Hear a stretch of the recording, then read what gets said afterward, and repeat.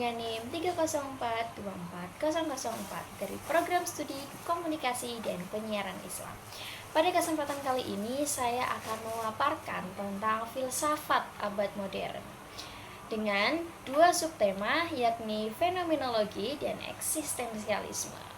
Bagaimana penjelasannya? Mari kita simak bersama-sama. Pembahasan yang pertama, yakni fenomenologi.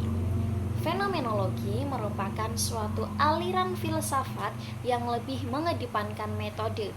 Fenomenologi berasal dari kata fenomenon, fenomena, dan gejala. Fenomena tidak hanya ditangkap oleh kemampuan panca indera manusia, tetapi dapat juga ditangkap melalui intuisi manusia. Fenomenalisme adalah suatu metode pemikiran, a way of looking at desire. Tokoh terpenting dalam aliran ini adalah Edmund Husserl. Ia selalu berupaya ingin mendekati realitas tidak dengan melalui argumen-argumen, konsep-konsep, ataupun teori-teori umum. Kembali pada benda-benda itu sendiri merupakan inti dari pendekatan yang dipakai untuk mendeskripsikan realitas menurut apa adanya. Setiap objek memiliki hakikat, dan setiap hakikat itu berbicara kepada kita jika kita membuka diri kepada gejala-gejala yang kita terima. Fenomenologi banyak diterapkan dalam epistemologi, psikologi, antropologi, dan studi-studi keagamaan yang lain. Adapun dari redaksi lain disebutkan bahwasannya fenomenologi adalah aliran filsafat yang dikembangkan oleh seorang filsuf berkebangsaan Jerman, yaitu Edmund Husserl. Kata fenomenologi terdiri dari dua kata bentukan, yaitu fenomenon dan logos. Kata fenomenon mempunyai arti yang hampir sama dengan fantasi, fantom, fosfor, dan foto, yang artinya sinar atau cahaya. Akar kata itu jika dibentuk menjadi kata kerja dapat berarti nampak, terlihat karena cahaya, bersinar, fenomenon. Dengan demikian dapat diartikan sesuatu yang nampak, yang terlihat karena bercahaya. Dalam bahasa Indonesia ada juga kata yang digunakan untuk mengartikan fenomena, yakni gejala.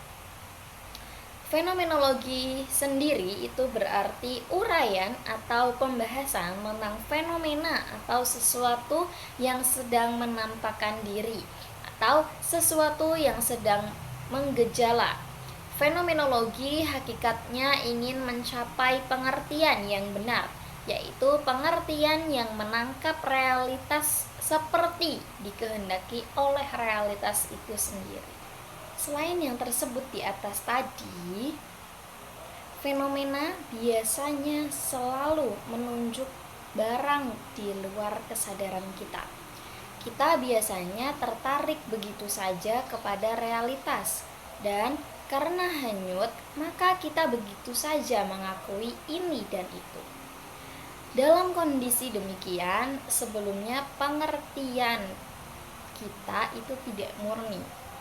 Kita mempunyai banyak prasangka atau asumsi. Kita banyak mempunyai perasaan yang kesemuanya masuk begitu saja dalam pengertian kita. Untuk mencapai pengertian yang murni, kita harus berani hanya melihat fenomena qua fenomena. Tema yang kedua, yakni eksistensialisme.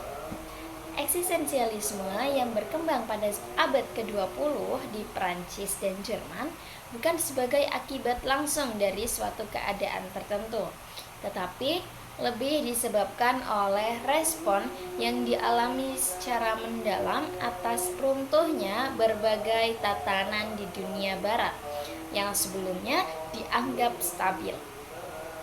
Meletusnya Perang Dunia Pertama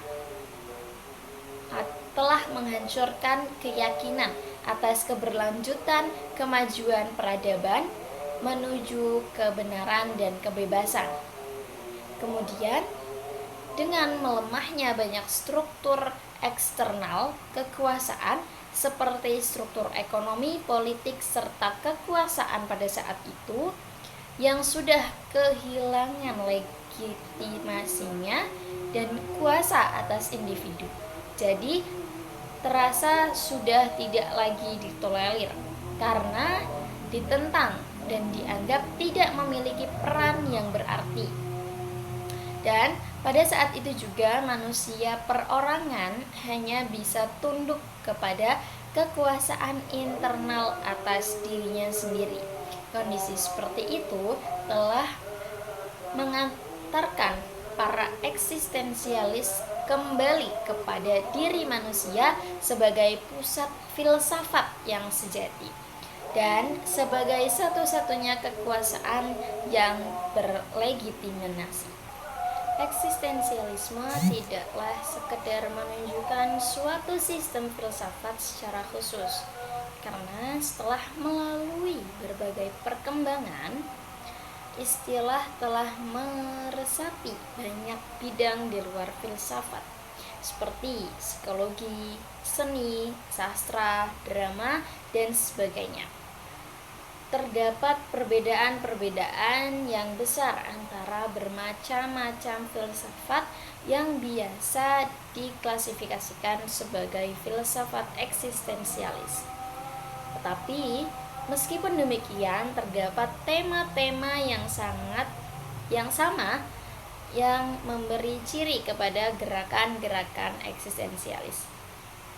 Antara lain misalnya, eksistensi merupakan suatu tantangan yang kuat terhadap filsafat tradisional dengan segala bentuknya. Sebagai filsafat tradisional mengarahkan perhatiannya pada wujud dan pengenalannya kepada sebab-sebab yang jauh bagi wujud tersebut, serta dasar-dasar prinsip pertama. Kedua, eksistensialisme adalah suatu protes atas nama individualis terhadap konsep-konsep akal dan alam yang ditekankan pada periode pencerahan abad ke-18. Penolakan untuk mengikuti suatu aliran, penolakan terhadap kemampuan suatu kumpulan keyakinan, khususnya kemampuan sistem, rasa tidak puas terhadap filsafat tradisional yang bersifat dangkal, akademik, dan jauh dari kehidupan. Semua itu adalah pokok dari eksistensialisme.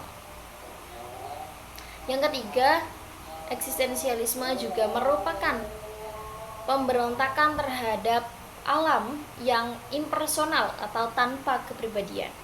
Dari zaman industri modern atau zaman teknologi, serta pemberontakan massa pada zaman sekarang.